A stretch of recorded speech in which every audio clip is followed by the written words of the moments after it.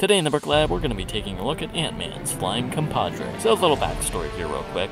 I've always loved the flying ant idea from the first Ant-Man set, but unfortunately I missed out on it and I really didn't want to pay the aftermarket prices.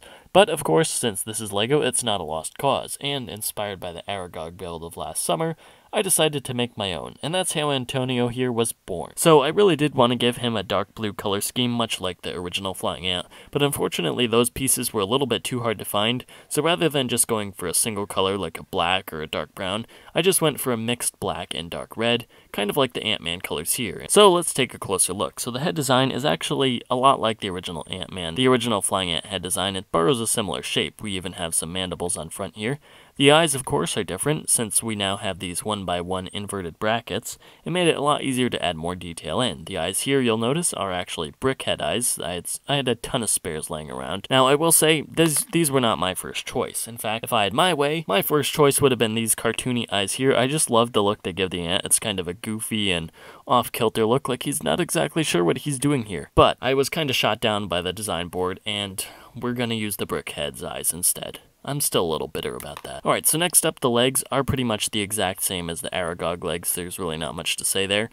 Same for the body, it's basically an Aragog ripoff, only recolored. So moving on to the wings here. If you're like me and not caught up in ultra-realistic details, I find these wings to be just fine. However, they might be just a little bit too slim and trim for your tastes, but hey, I mean, you can always pretend that this is one of those Hank Pym's ultra-modern, state-of-the-art, futuristic, something or other, I've run out of adjectives type ants, where they can just go ahead and break the laws of physics wherever they feel like. I mean, come on, what's realistic about this in the first place? But anyway, if you would like to add some bulk to your wings, that's not too difficult. So all you need is basically another wing assembly plus one of these curved hinge plates. They're not curved, I don't know why I said that. And all you need to do is just rip off the existing wing, plop this one on, and plug the new one in on top. And there you go, the wings are just a little bit more... I really don't know the exact word for it, so that'll have to do. Oh, and one other thing, if you just don't like the wings at all and you want just a regular ant, you can also just remove them entirely. So to do that, we're just going to rip off this entire wing assembly here, and we're going to just keep this 2x2 plate and this 1x2 slope. And there we go, we still have room for Ant-Man, assuming you even want this to be an Ant-Man ant. If not, just pull them off, no harm done, and there you go. Anyway, that's about all I have to say about this build, so if you want to go ahead and build it, there's a part list in the description, and we'll queue up some Kevin MacLeod and play our step-by-step building tutorial.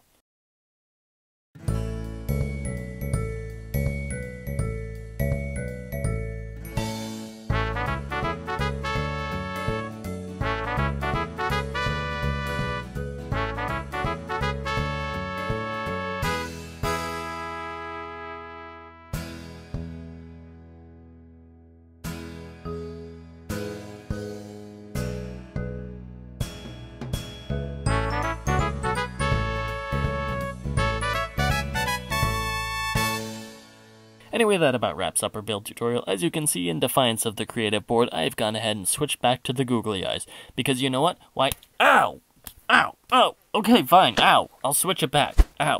Oh! There are links to the social media profiles and stuff in the description. I'll see you guys next time. Yeah, I'll be back.